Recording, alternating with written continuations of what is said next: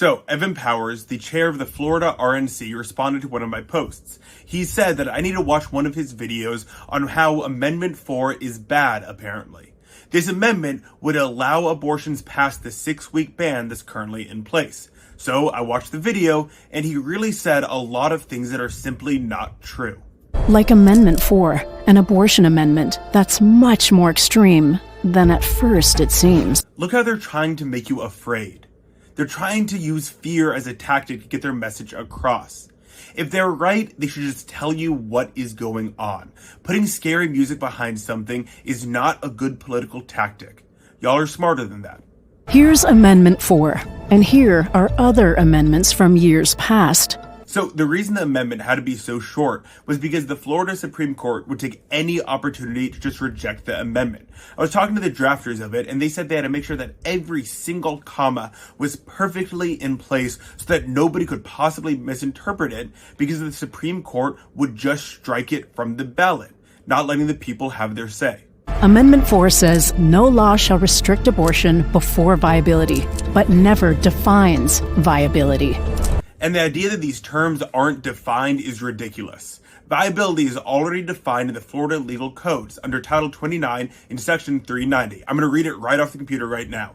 Viable or viability means the stage of fetal development when the life of a fetus is sustainable outside the womb through standard medical measures. So, yes, viability is already defined. It's not a vague term. We know exactly what it means. It allows late-term abortions for a patient's health, but never defines patient's health. Yes, because we don't want the government deciding what we're allowed to do with our bodies. We want to make healthcare decisions on our own, not the politicians up in Tallahassee making them for us.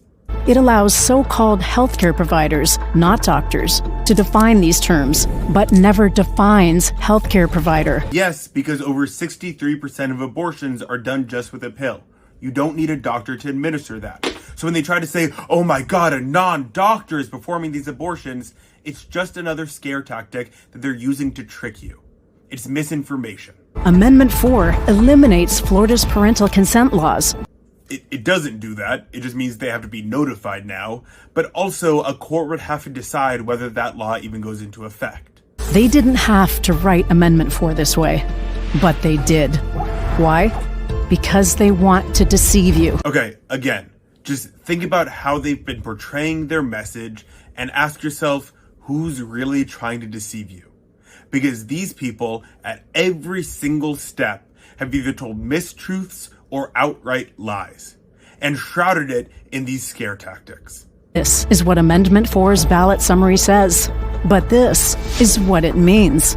No law shall prohibit any abortion at any time for any reason determined by abortion clinic employees. Okay, is this true? It's not. As we've seen, Amendment 4 only protects abortions before viability, and 99% of abortions are done before the 24-week mark. So, this is just deception. I'm sorry, Evan, I watched your video, and in a lot of the points that you made, you were wrong.